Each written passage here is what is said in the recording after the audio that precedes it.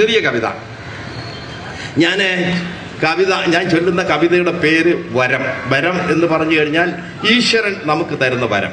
ഈ കവിത ചൊല്ലുന്നതിന് മുമ്പേ ഈ ഏതാനും വാക്കുകൾ. നമുക്കൊരു സംസ്കാരമുണ്ടായിരുന്നു, ഭാരതീയ സംസ്കാരം, ആർഷഭാരത സംസ്കാരം. ഋഷിമാർ നമുക്ക് തന്ന സംസ്കാരം, ഋഷിമാർ ലോകത്തിന് തന്ന സംസ്കാരം. അങ്ങ് മഞ്ഞുറഞ്ഞ മാമലകളിൽ മഞ്ഞും മഴയും പേര് സഹിച്ച് തപസ് ചെയ്ത് ഋഷിമാർ ലോകത്തോട് പറഞ്ഞ സംസ്കാരം. അതിലൊന്നാണ് ലോക സമസ്ത സുഖിനോ ഭവന്ത്, സമസ്ത ലോകത്തിന് സുഖം ഭവിക്കട്ടെ എന്ന് പറഞ്ഞാൽ ലോകത്തിലുള്ള എല്ലാ മനുഷ്യരും നമ്മുടെ സഹോദരി സഹോദരന്മാരാണെന്നും അവർക്കെല്ലാം സുഖം ഭവിക്കട്ടെ എന്ന് പറഞ്ഞാൽ അവർക്കെല്ലാം ഉണ്ണാനും ഉടുക്കാനും കിടക്കാനുള്ള ഒരു സാഹചര്യം ഉണ്ടാകട്ടെ എന്നുമാണ് അർത്ഥം. അങ്ങനെയാണെങ്കിൽ കാറൽ മാർക്സും എംഗൽസും സ്ഥിതിസമത്വവാദം അവതരിക്കുന്നതിന് മുൻപ് എത്രയോ നൂറ്റാണ്ടുകൾക്ക് മുമ്പേ ഈ ഭാരതത്തിലെ ഋഷിമാർ ഈ ആശയം ലോകത്തിന്റെ മുന്നിൽ സമർപ്പിച്ചു കഴിഞ്ഞു. അതുപോലെ തന്നെ മറ്റൊന്ന് അവർ പറഞ്ഞത് മാതാപിതാ ഗുരു ദൈവം. മാതാവാണ് ലോകത്തിലെ ഏറ്റവും വലുത്. മാതാവ് കഴിഞ്ഞേ ഉള്ളൂ മറ്റെന്തും. ശ്രീരാമനെ ആയാലും ശ്രീകൃഷ്ണനെ ആയാലും നബിയെ ആയാലും ക്രിസ്തുവിനെ ആയാലും നൊന്തു പെറ്റത് ഓരോരോ അമ്മമാരാണ്. ആ ദൈവങ്ങൾ പറയുന്നത് മാതൃപൂജ പോലെ മഹത്തായ ഒരു പൂജയില്ലെന്നാണ്. എന്നാൽ പുത്തൻ തലമുറ ആ മൊഴിമുത്തുകളെ പാടെ തള്ളിക്കളഞ്ഞുകൊണ്ട് ഈ അമ്മമാരെ, ഈ പ്രായമായ അച്ഛന്മാരെ വൃദ്ധസ്ഥാനത്തിൽ കൊണ്ട് തള്ളുന്നു, നടു റോഡിൽ കൊണ്ട് തള്ളുന്നു, കാശി വിശ്വനാഥന്റെ നടയിൽ കൊണ്ട് തള്ളുന്നു, ഓച്ചിറ പടതലത്ത് കൊണ്ട് തള്ളുന്നു, നമ്മുടെ ഗുരുവായൂരപ്പന്റെ നടയിൽ കൊണ്ട് തള്ളുന്ന വൃത്തികെട്ട ഒരു സംസ്കാരം ഇന്ന് ഈ രാജ്യത്ത് നിലനിൽക്കുന്നു. ഒരു കാര്യം കൂടി പറയട്ടെ.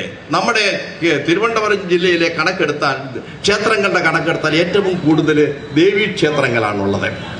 ശിവക്ഷേത്രത്തെക്കാൾ, ശ്രീകൃഷ്ണ ക്ഷേത്രത്തെക്കാൾ ഏറ്റവും കൂടുതൽ ദേവീക്ഷേത്രങ്ങളാണ്. ആറ്റുകാലായാലും നമ്മുടെ പിന്നെ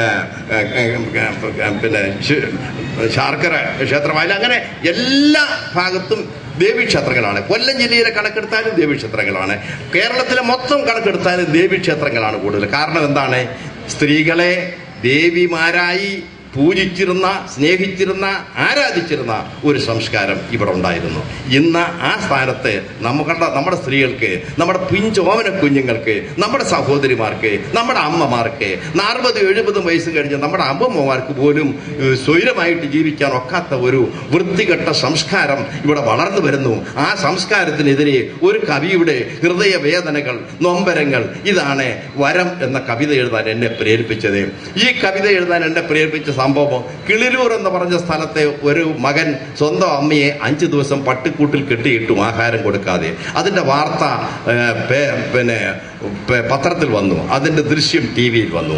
അത് കഴിഞ്ഞ് 3 ആഴ്ച കഴിഞ്ഞപ്പോൾ ബാലരാമപുരത്തിനടുത്ത് 3 ആൺമക്കൾ ചേർന്ന് അമ്മയുടെ പേരുള്ള വസ്തുക്കൾ എഴുതി വാങ്ങിച്ചിട്ട് സബ് രജിസ്ട്രാർ ഓഫീസിൽ നിന്ന് നേരെ വീട്ടിലേക്ക് പോകുമ്പോൾ അമ്മയെ റോഡിൽ ഇറക്കി വിട്ടിട്ട്, കാറിൽ നിന്ന് ഇറക്കി വിട്ടിട്ട് ആ മക്കൾ വണ്ടി ഓടിച്ചുകൊണ്ടുപോയി.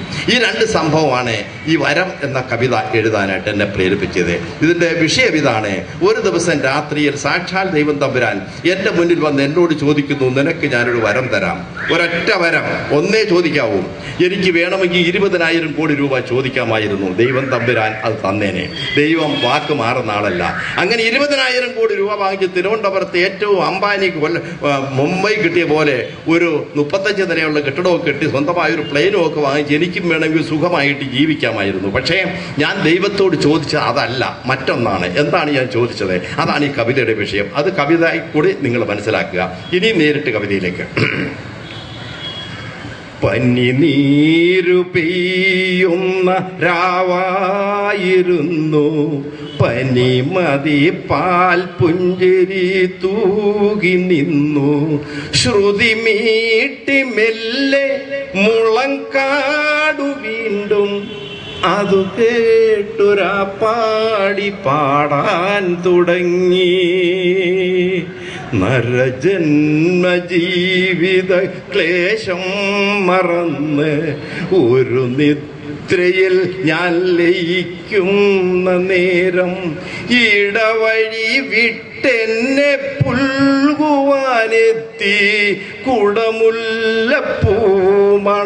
തൂകുന്ന കാറ്റ്, ഒരു വെള്ളിവെട്ടം പരന്നെന്റെ ചുറ്റും, ഒരു ദേവരാഗം ഹൃദയം കവർന്നു, സുരലോക സൗരഭ്യം ചുറ്റും പരന്നു, സുരസുന്ദരിമാർ നൃത്തമാടുന്നു, ഒരു ദിവ്യരൂപം തെളിഞ്ഞെൻ്റെ മുന്നിൽ നിരുപമ സൗന്ദര്യം മണ്ണിൽ നിറഞ്ഞു. അതിശ്രേഷ്ഠ വിഗ്രഹം കൺകുളിർ കണ്ടു. അതു ദൈവം മറ്റാരുമല്ലായിരുന്നു. അതിശ്രേഷ്ഠ വിഗ്രഹം കൺകുളിർ കണ്ടു. അതു ദൈവം മറ്റാരുമല്ലായിരുന്നു. ഒരു ഭക്തി എൻ ഹൃത്തിൽ തുള്ളി തുളുമ്പി ഇരുകരം കൂപ്പി തിരുമുൻപിൽ നിന്നു. നറുപുഞ്ചിരി തൂകി ദൈവം ഒഴിഞ്ഞു. ഒരു വരം ഇന്നു ഞാനേകാം നിനക്ക്. തന്നുവാകരോമാഞ്ചം പൂത്തുവിരിഞ്ഞു. മനമൊരു ഉല്ലാസ കല്ലോലിനിയായി നിറഭക്തിയോടെ നമിച്ചു ഞാൻ ചൊല്ലി. അരുളുക ദേവാ വരം ഇന്നെനിക്ക്. വിണ്ണിലെ നവരത്ന സഞ്ചയം വേണ്ട, മണ്ണിലെ ആ സ്വർണ്ണക്കനികളും വേണ്ട.